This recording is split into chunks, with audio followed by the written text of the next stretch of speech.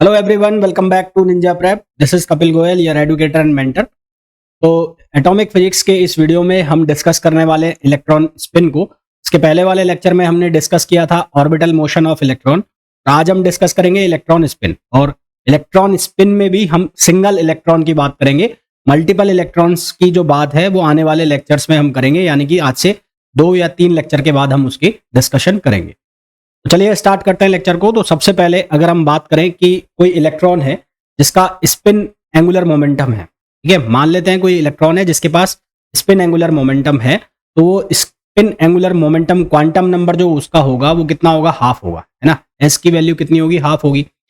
और उसका जो मैग्नीट्यूड होगा किसका, एंगुलर मोमेंटम का, स्पिन एंगुलर मोमेंटम का जो मैग्नीट्यूड होगा वो कैसे लिखा जाएगा, पी एस। अब ये पी एस की वैल्यू है, ये 2 तरह से लिखी जा सकती है। एक लिखा जा सकता है एस एच कट, और एक लिखा जा सकता है P S equals to S under root S plus 1 और एच कट। ये ठीक वैसा ही है जैसे हमने ऑर्बिटल एंगुलर मोमेंटम को देखा था, वहां पर 2 तरह से हमने इसकी वैल्यू लिखी थी ऑर्बिटल एंगुलर मोमेंटम की, एक ओल्ड क्वांटम थ्योरी के अकॉर्डिंग और एक क्वांटम मैकेनिकली। तो ठीक उसी तरह से स्पिन एंगुलर मोमेंटम की हम 2 तरह से वैल्यू लिख सकते हैं। एक लिख सकते हैं ओल्ड क्वांटम थ्योरी के अकॉर्डिंग, तो ये जो वैल्यू है ये किसके अकॉर्डिंग है, ओल्ड क्वांटम थ्योरी।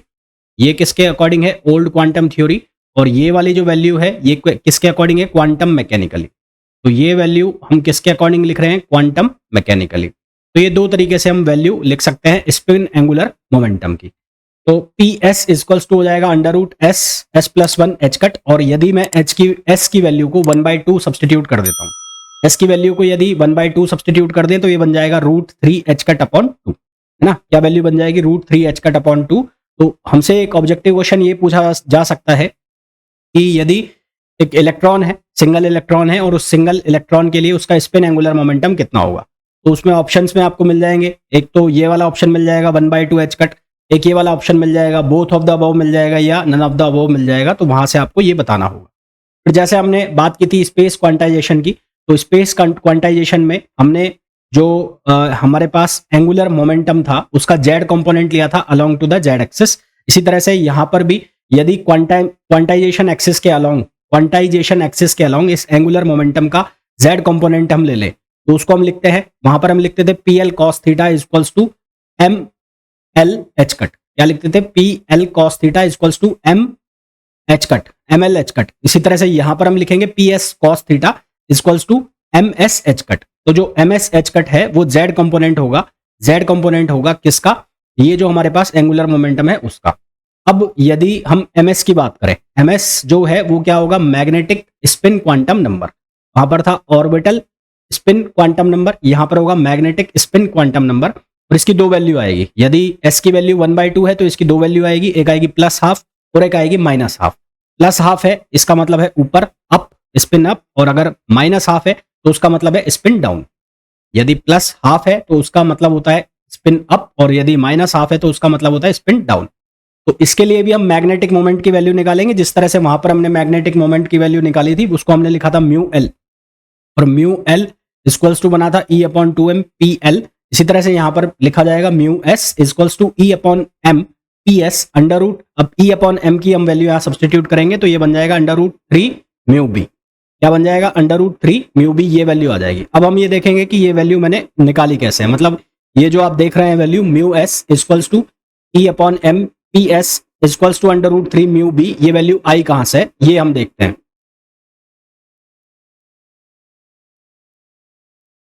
तो एक चीज होती है जिसको कहते हैं जायरोमैग्नेटिक रेशो। जायरोमैग्नेटिक रेशो क्या होता है, ये होता है रेशो किसका, स्पिन मैग्नेटिक मोमेंट का, इसके साथ स्पिन एंगुलर मोमेंटम के साथ। तो स्पिन मैग्नेटिक मोमेंट का रेशो स्पिन एंगुलर मोमेंटम के साथ जो रेशो होता है उसको हम कहते हैं gyromagnetic ratio. I again repeat, spin magnetic moment का स्पिन एंगुलर मोमेंटम के साथ रेशो। अगर मैं ऑर्बिटल एंगुलर मोमेंटम की बात करूंगा तो उसके केस में मैं बोल दूंगा ऑर्बिटल मैग्नेटिक मोमेंटम का ऑर्बिटल एंगुलर मोमेंटम के साथ जो रेशो है उसको हम जायरोमैग्नेटिक रेशो कह रहे हैं। तो ये रेशो बन गया। अब यहां से ये जो रेशो बना, इस रेशो में क्या आया, GS E/2m। अब यहां पर जो ये टर्म है GS, इस GS को हम नाम देते हैं G फैक्टर देते हैं, या फिर इसको हम लैंडे फैक्टर कहते हैं। ये जो G फैक्टर है ये डायमेंशनल लेस होता है। ये क्या होता है, डायमेंशनल लेस। और यदि इलेक्ट्रॉन है तो इलेक्ट्रॉन के लिए GS की वैल्यू ली जाती है 2। अब अलग अलग जो पार्टिकल है उसके लिए वैल्यू इसकी अलग अलग है, प्रोटॉन के लिए अलग है, इलेक्ट्रॉन के लिए अलग है। जब हम पढ़ेंगे ऑर्बिटल ऑर्बिटल इंटरेक्शन और या स्पिन स्पिन इंटरेक्शन, तब वहां पर हम इसकी वैल्यू को अच्छे से कंसीडर करेंगे, या न्यूक्लियर फिजिक्स के अंदर इनकी वैल्यू को स्पेशली बताया जाता है। तो इलेक्ट्रॉन के लिए इसकी वैल्यू कितनी हो जाएगी, 2। तो यहां पर जब मैं इस GS की वैल्यू यानी कि जो G फैक्टर है उसकी वैल्यू को 2 सब्सटीट्यूट कर दूंगा तो फॉर्मूला बन जाएगा μs अपॉन PS, यानी कि जायरो मैग्नेटिक रेशो इसके बराबर बच जाएगा, ये वैल्यू इक्वल हो जाएगी E/m के। किसके इक्वल हो जाएगी, E/m। तो आप देख पा रहे हैं यहां से μs अपॉन PS किसके बराबर हो गया, E/m। अब μs किसके इक्वल हो गया, E/m, और PS से क्रॉस मल्टीप्लाई कर दिया तो E/m PS। अब यहां से PS की वैल्यू हमारे पास ऑलरेडी है जो कि है spin angular momentum. Spin angular momentum, तो उसकी वैल्यू क्वांटम मैकेनिकली हमारे पास है S under root S +1 h cut, तो वो वैल्यू हमने यहाँ पर सब्सटीट्यूट कर दी। अब क्योंकि सिंगल इलेक्ट्रॉन की बात चल रही है तो S की वैल्यू कितनी, 1/2, तो 1/2 सब्सटीट्यूट करेंगे तो ये बन जाएगा √3/2 EH कट अपॉन m। अब EH कट अपॉन 2m जो है वो वैल्यू क्या होती है, बोहर मैग्नेटॉन, ये हम लास्ट लेक्चर में भी देख चुके हैं।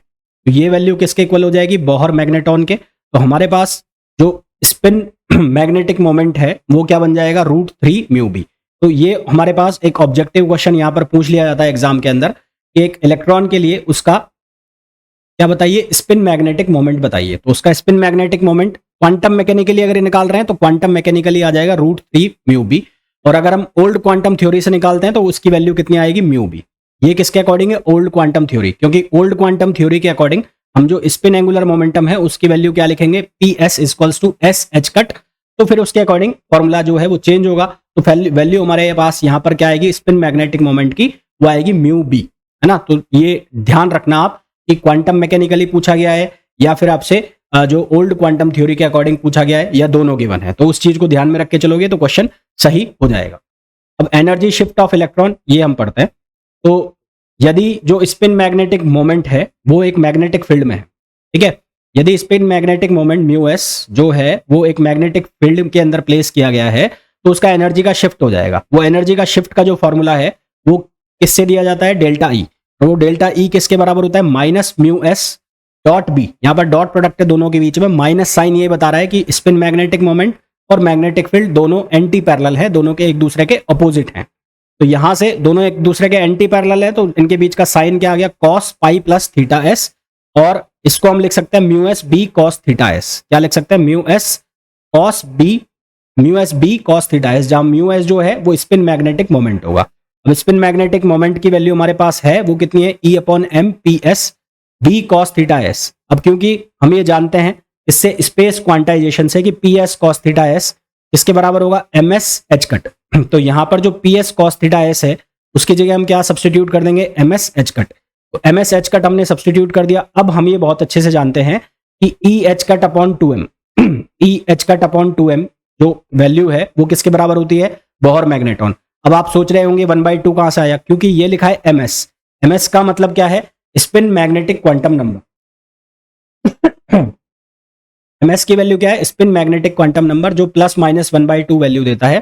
तो इसकी वैल्यू मैं यहां सब्सटीट्यूट कर दूंगा तो ये आ जाएगा ±1/2, तो ये बन जाएगा EH कट अपॉन 2m। अब EH कट अपॉन 2m को हम लिखते हैं μb, तो ये वैल्यू क्या हो जाएगी, μb हो जाएगी। तो ये आ जाएगा ±μb, और b ये किसकी वैल्यू हो गई, एनर्जी शिफ्ट की वैल्यू हो गई।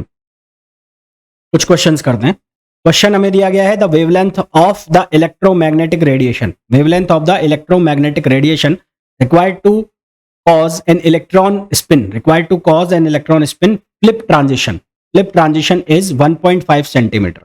कितना का है ट्रांजिशन, 1.5 सेंटीमीटर का है। Calculate the magnetic field of the electron in, है ना, मैग्नेटिक फील्ड निकालना है हमें। तो कैसे निकालें, हमारे पास सबसे पहले तो ΔE की जो वैल्यू है, यानी कि जो ट्रांजिशन होगा एनर्जी का वो किसके बराबर होगा, 2ΔE, क्योंकि यहाँ पर फ्लिप ट्रांजिशन है तो फ्लिप ट्रांजिशन में एक बार और फिर दूसरी बार, तो टोटल कितना हो गया 2 टाइम्स। और ΔE की जो वैल्यू है ये हमने अभी देखा कि किसके बराबर है, ये है μb और b। तो μb और b, जहां μb का मतलब है बोहर मैग्नेटॉन। अब जो ये जो एनर्जी है ये एनर्जी किसके बराबर होगी, ये होगी hc/λ, इसके इक्वल होगी hc/λ। तो हमें क्या निकालना है, हमें निकालना है b मींस मैग्नेटिक फील्ड, तो ये इक्वल हो जाएगा hc/2λ μb, hc/2λ μb। अब ये जितनी भी वैल्यूज हैं हम यहाँ पर सब्सटीट्यूट करेंगे। h की वैल्यू 6.64 × 10⁻³ सी की वैल्यू कितनी हो जाएगी 3 इंटू 10⁸ अपॉन 2, और लैम्बडा की वैल्यू हमें गिवन है। लैम्बडा की वैल्यू कितनी गिवन है, यहाँ पर वेवलेंथ की जो है 1.5 सेंटीमीटर है, तो ये वेवलेंथ दिया हुआ है 1.5 सेंटीमीटर, 1.5 सेंटीमीटर।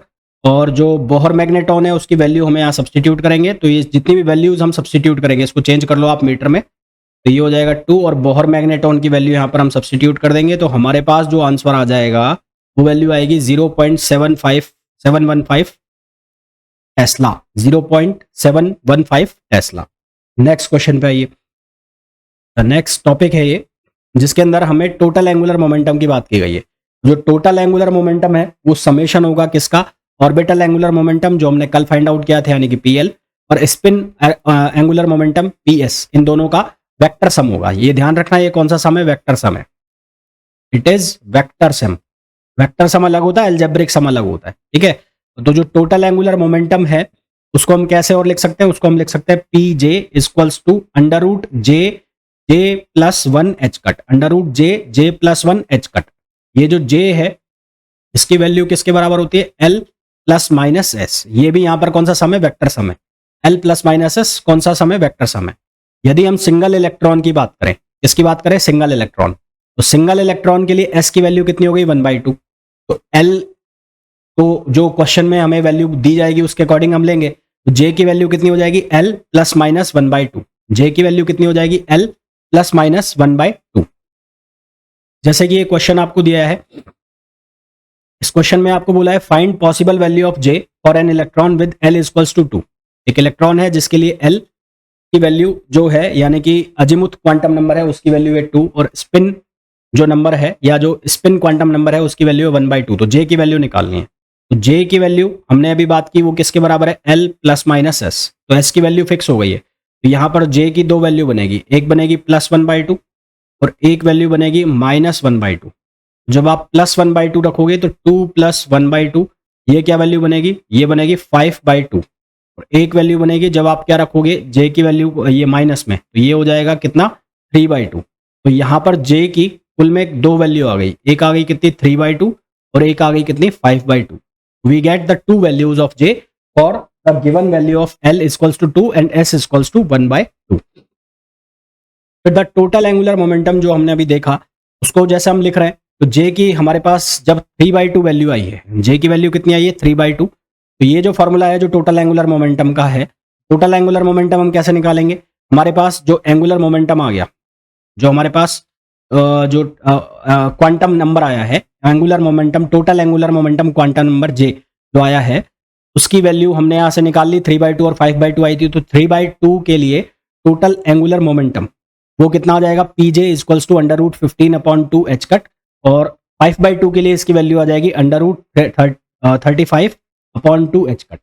अब वेक्टर फॉर्म में इनको शो करना है, तो ये हो गया पी एल, ये हो गया पी जे, और यहाँ से वेक्टर के फॉर्म में हमने वैल्यू निकाली थी 3/2 के लिए, तो 3/2 के लिए ये वैल्यू और 5/2 के लिए ये वैल्यू। ध्यान रखना यहाँ पर मैंने पाइथागोरस थ्योरम को यूज नहीं किया है ना, ये वेक्टर सम है, it is vector sum, it is vector sum. यहां पर ये जो वैल्यू निकाली जा रही है पाइथागोरस थ्योरम से निकाली जा रही है, ना कि ये जो वैल्यू निकाली जा रही है वेक्टर सम से निकाली जा रही है, ना कि पाइथागोरस थ्योरम से, है ना। तो ये ध्यान रखना, कहीं आप ये सोचो कि पाइथागोरस थ्योरम लगाएंगे तो कुछ और आंसर आएगा, तो वो नहीं है ये। फिर आगे बढ़ते हैं। अब हमने इसके जो एंगुलर मोमेंटम क्वांटम नंबर है उसकी वैल्यू निकाल ली, उसके बाद हमने टोटल एंगुलर मोमेंटम वेक्टर की वैल्यू भी निकाल ली। अब हम निकालेंगे जो मैग्नेटिक क्वांटम नंबर है, मैग्नेटिक क्वांटम नंबर, जैसे हमने ml निकाला, जैसे हमने ms निकाला, उसी तरह से मैग्नेटिक क्वांटम नंबर भी निकलेगा mj। अब वो mj की वैल्यू कितनी होगी, वो होगी 2j+1। कितनी वैल्यू होगी 2j+1। जैसे कि j की वैल्यू कितनी है 3/2 है, तो ये कितना होगा j 2 इंटू 3/2 + 1, टोटल कितनी वैल्यू बनेगी 4। तो टोटल mj की वैल्यू कितनी बनेगी 4, और वो कहां से कहां तक होगी, वो होगी -j2 + j, -j2 + j। तो कौन कौन सी हो जाएगी, -3/2, -1/2, 3/2 और 1/2। इस तरह से ये वैल्यू हम किसके निकाल लेंगे 5/2 के लिए। 5/2 के लिए वैल्यू कितनी हो जाएगी, -5/2, -3/2, -1/2, 3/2, 1/2 और 5/2। इस स्पेस क्वांटाइजेशन हमने ऑलरेडी बात की थी कि जो हमारे पास एंगुलर मोमेंटम होता है उसका जो कंपोनेंट होता है जेड एक्सिस के अलोंग, उसको हम क्या कहते हैं, स्पेस क्वांटाइजेशन। और जो एंगल बनता है एंगुलर मोमेंटम और किसके बीच में, जो मैग्नेटिक फील्ड के बीच में है एंगल बनता है, वो क्या कहलाता है, quantized angle, space quantized angle. तो यहां पर ये वैल्यू क्या हो जाएगी, पी एस कॉस थीटा जे, पी जे, क्योंकि हम टोटल एंगुलर मोमेंटम की बात कर रहे हैं तो ये वैल्यू किसके बराबर हो जाएगी, P J cos theta J equals to M J H cut, M J H cut. यानी कि ये जो कंपोनेंट है ये कौन सा है, जे जेड, कौन सा है, जे जेड, तो ये हो जाएगा एम जे एच कट। अब यदि मैं क्वांटम मैकेनिकली बात करूं तो पी जे की वैल्यू को हम क्या लिख लेंगे, under root J J plus one H cut. और यदि मैं क्वांटम थ्योरी की बात करूं, ओल्ड क्वांटम थ्योरी की, तो उसके अकॉर्डिंग हम क्या लिखेंगे, इसको हम लिखेंगे जे एच कट। तो हम क्वांटम मैकेनिकली बात कर रहे हैं तो under root J J plus one H cut cos theta J M J H cut. तो यहां से हम थीटा की वैल्यू निकाल सकते हैं कॉस थीटा की, तो कॉस थीटा की वैल्यू कितनी आ जाएगी, M J upon under root J J plus one.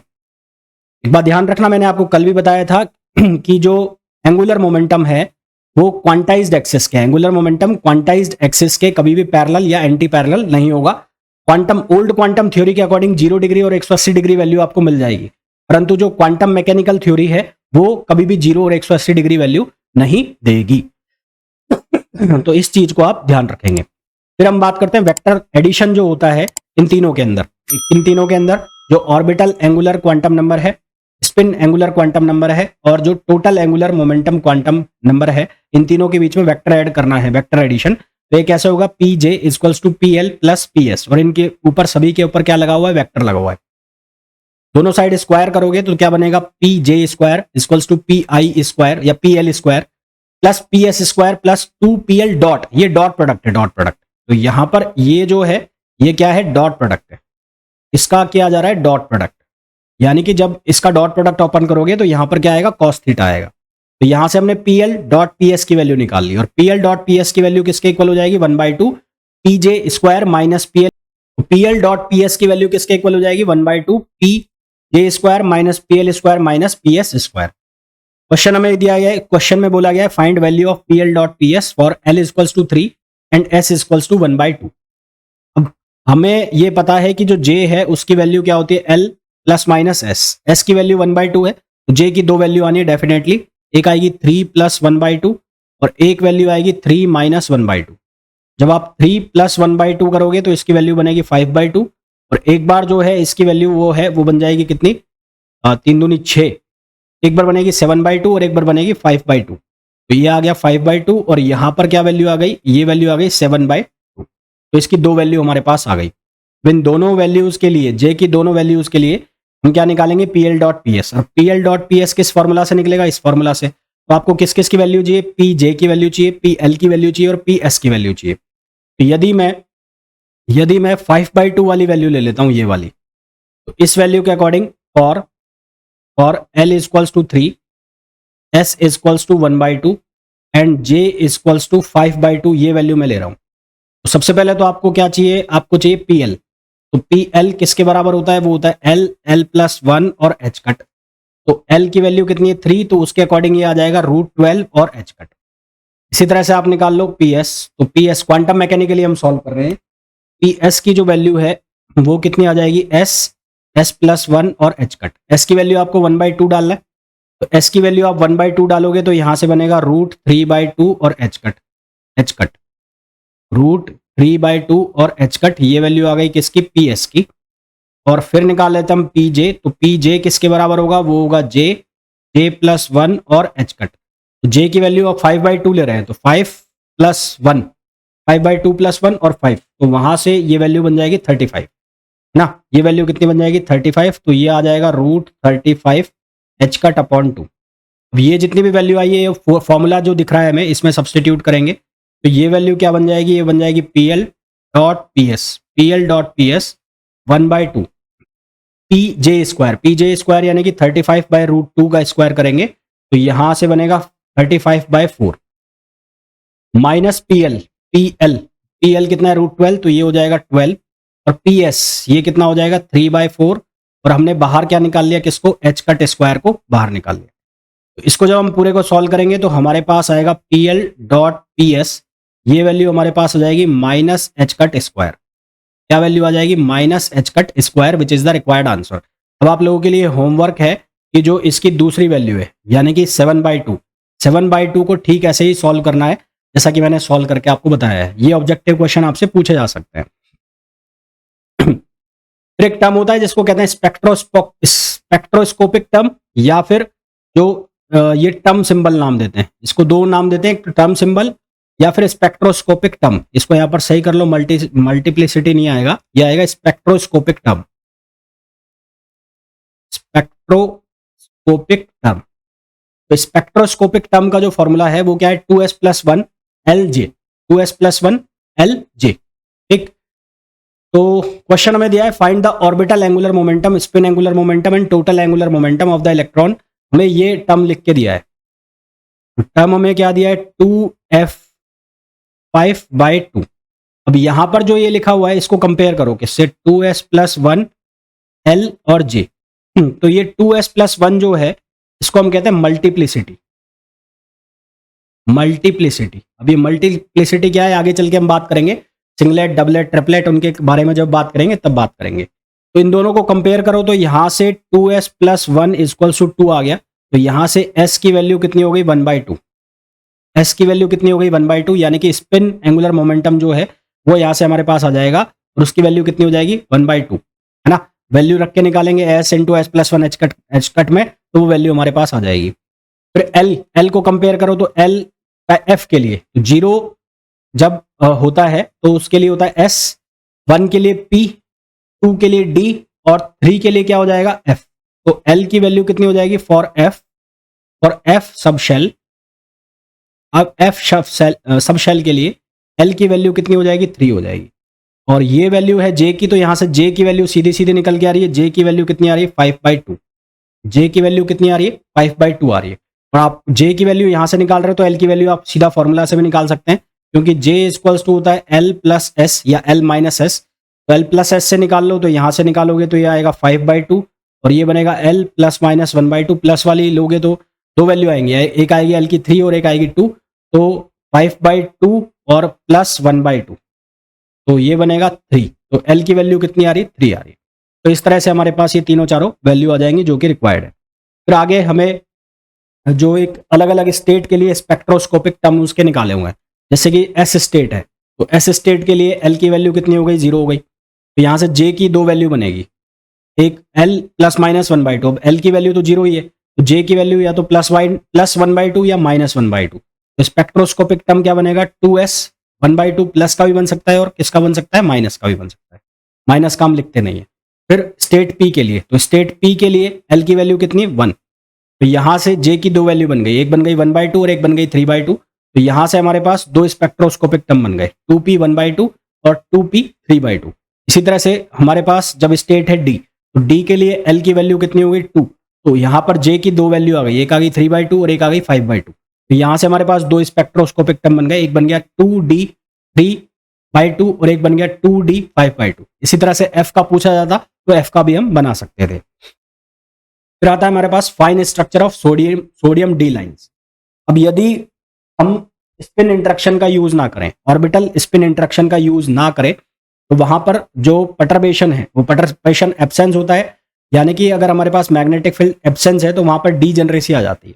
तो स्पिन इंटरेक्शन का यूज करने से जो डीजेनरेसी आ रही है वो खत्म हो जाती है ना। यानी कि हमारे पास कोई भी अगर स्पिन ऑर्बिट इंटरेक्शन नहीं है तो जो पी लेवल है, पी एनर्जी लेवल है, वो स्प्लिट नहीं होगा। स्प्लिट नहीं होगा तो 3p से 3s जब ट्रांजिशन होगा या p से s ट्रांजिशन होगा, तो वहां पर आपको केवल एक लाइन दिख रही है, वहां पर केवल एक ही आपको स्ट्रक्चर लाइन दिख रही है, स्प्लिट लाइन दिख रही है। परंतु यदि हम स्पिन इंटरेक्शन कराते हैं, स्पिन ऑर्बिट इंटरेक्शन कराते हैं, तो वहां पर जो डीजेनरेसी है, जो परटर्बेशन है, वो वहां पर प्रेजेंट रहता है। डीजेनरेसी वहां पर दूर हो जाती है इससे, और जो p जो एनर्जी लेवल है वो स्प्लिट हो जाता है। स्प्लिट हो जाता है तो वो इस तरह से स्प्लिट हो जाएगा जैसा कि मैंने आपको बताया अभी। उसके दो स्पेक्ट्रोस्कोपिक टर्म बन गए, एक बन गया 3p 3/2 और एक बन जाएगा 3p 1/2। और फिर यहां से जो ट्रांजिशन होगा, एक बार होगा अपर लेवल से और यहाँ एस स्ट्रक्चर तक, एक बार होगा लोअर लेवल से और एस तक। तो यहां पर हमें 2d लाइंस मिल रही है ना। आपसे पूछा जा सकता है कि p से s में जो सोडियम है उसमें कुल कितनी लाइंस बनती हैं, तो कुल कितनी बनती है, 2 लाइन बनती है। जैसे कि एक क्वेश्चन हमें दिया गया, क्वेश्चन में क्या पूछा गया, the wavelength of the yellow doublet components in Na atom, यानी कि sodium atom caused by 3p to 3s transition are equal to 589 nm and 589.56 nm। Find the fine structure splitting. हमें क्या निकालना है, फाइन स्ट्रक्चर स्प्लिटिंग निकालनी है और 3p। तो ये कैसे करें, सबसे पहले तो हमारे पास एक ग्राउंड स्टेट जो है, इसकी ग्राउंड स्टेट, तो उसकी ग्राउंड स्टेट की जो एनर्जी है वो हम ले लेते हैं 3p है तो 3s1/2 और इसकी एनर्जी को हम कंसीडर कर लेते हैं E0। अब यहां पर 2 लेवल हैं p के लिए, एक है 1/2 पर और एक है 3/2 पर। तो 2 के लिए यानी कि फर्स्ट एक्साइटेड स्टेट, तो फर्स्ट एक्साइटेड स्टेट में 2 एनर्जी लेवल्स आ रहे हैं। तो यदि मैं 3p 1/2 की बात कर रहा हूं तो इसका जो एनर्जी लेवल है वो मैंने ले लिया E1, और एक है 3p 3/2 तो इसका एनर्जी लेवल ले लिया मैंने E2। क्या ले लिया, E2। तो यदि मैं ट्रांजिशन कर रहा हूं, कहां से कहा, 3p 3/2 से, और किधर ट्रांजिशन कर रहा हूं, 3s1/2 में, तो उसके लिए 3s1/2 में उसके लिए जो मैंने वेवलेंथ है वो ले ली λ1। और यदि मैं ट्रांजिशन कर रहा हूं 3p 1/2 से और 3s1/2 में, तो उसके लिए वेवलेंथ ली मैंने λ2। तो ट्रांजिशन पहला हमने कहां से कहां किया, हमने किया 3p 3/2 से, इसको 3/2 ले लो, 3/2 और इसको 1/2 ले लो। पहला ट्रांजिशन हम कर रहे हैं 3/2 से 1/2, तो एनर्जी का ट्रांजिशन हो रहा है, तो ये क्या लिखा जाएगा, ये लिखा जाएगा E1 minus E0 hc upon λ1। इसी तरह से दूसरे के लिए लिखा जाएगा E2 minus E0 hc upon λ2। तो डेल्टा E जो है वो किसके इक्वल होगा, वो होगा E1 माइनस E2। तो यहां से हमारे पास ये बनेगा hc 1/λ माइनस 1/λ/2। तो यहां से जब हम इसको सिंप्लीफाई करेंगे तो डेल्टा E की वैल्यू जो बचेगी हमारे पास वो बचेगी hc 1 अपॉन लैम्बडा माइनस 1/λ/2। λ1 और λ2 दोनों की वैल्यू हमारे पास है, hc की वैल्यू हमारे पास होती है। इसको जब हम सॉल्व करेंगे तो आंसर हमारे पास आएगा 3.2 into 10 power minus 22 joule. 3.2 into minus 22 joule. Next question पे आइए। एक फैक्टर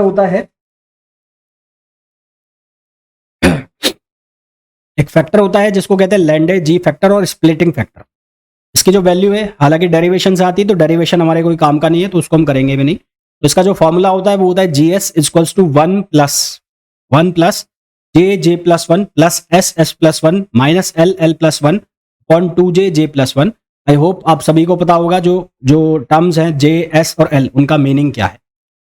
जैसे कि हमें कोई क्वेश्चन दिया गया, उसमें बोला गया कि 2s1/2 के लिए उसका लैंडे स्प्लिटिंग फैक्टर निकालिए। तो 2s1/2 इसका मतलब क्या है, तो 2s1/2, तो यहां से सबसे पहले तो आप s की वैल्यू निकालो।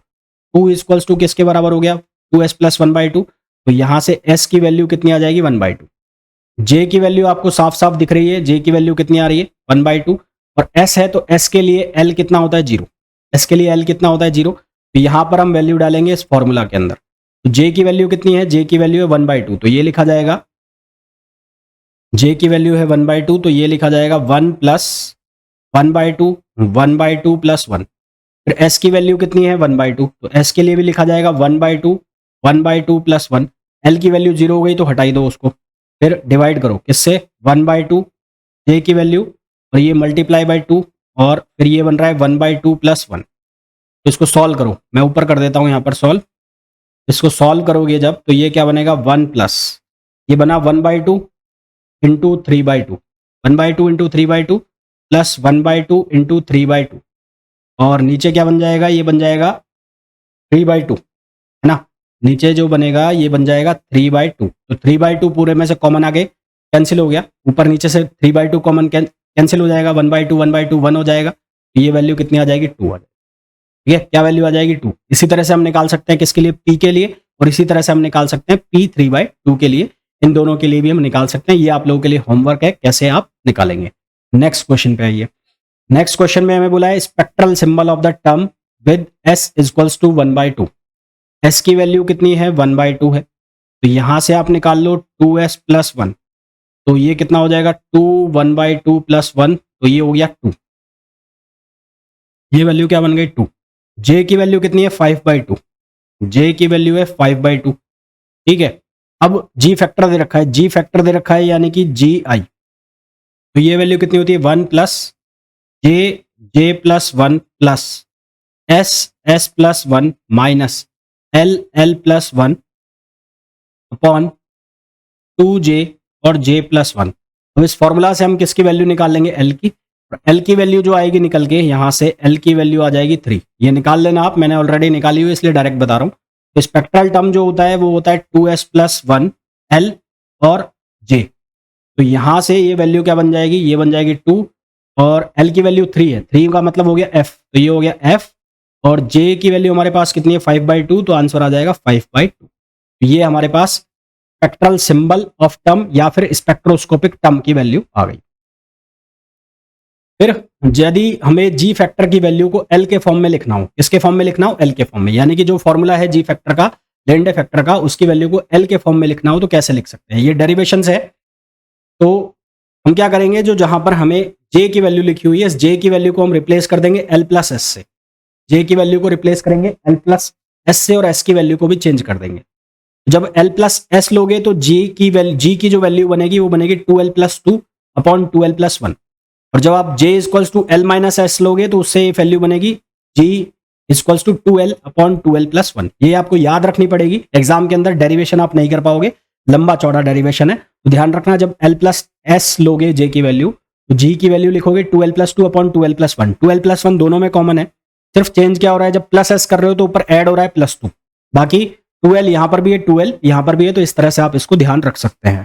फिर आगे बात करते हैं कि magnetic dipole moment of electron in state 2d32, magnetic dipole moment हमें निकालना है। अब मैग्नेटिक डायपोल मोमेंट का जो फॉर्मूला है टोटल एंगुलर मोमेंटम के लिए वो क्या होता है जी जे म्यू बी और अंडर रूट जे और जे plus 1, under root J, J plus 1।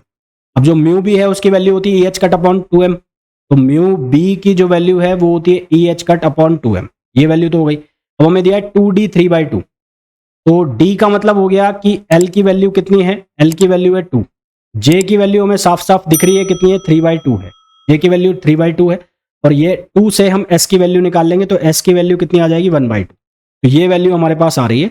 यहां से हम किसकी वैल्यू निकाल लेंगे, यहां से हम वैल्यू निकाल लेंगे g की, तो g की जो वैल्यू आएगी वो आएगी 4/5। ये वैल्यू हम इस फॉर्मूला में रख देंगे, हमारे पास जो रिक्वायर्ड आंसर है वो आ जाएगा, वो निकालना है हमें। ठीक है, तो ये था क्या सिंगल इलेक्ट्रॉन के लिए जो हमने बात की इलेक्ट्रॉन स्पिन की, है ना। इसके बाद कुछ थोड़ी चीजें और रह जाती है उसमें, देन इसके बाद हम बात करेंगे मल्टी इलेक्ट्रॉन सिस्टम की। होपफुली ये लेक्चर आपको बहुत अच्छे से समझ में आ गया होगा। मिलते हैं नेक्स्ट वीडियो में, till then thank you, bye bye.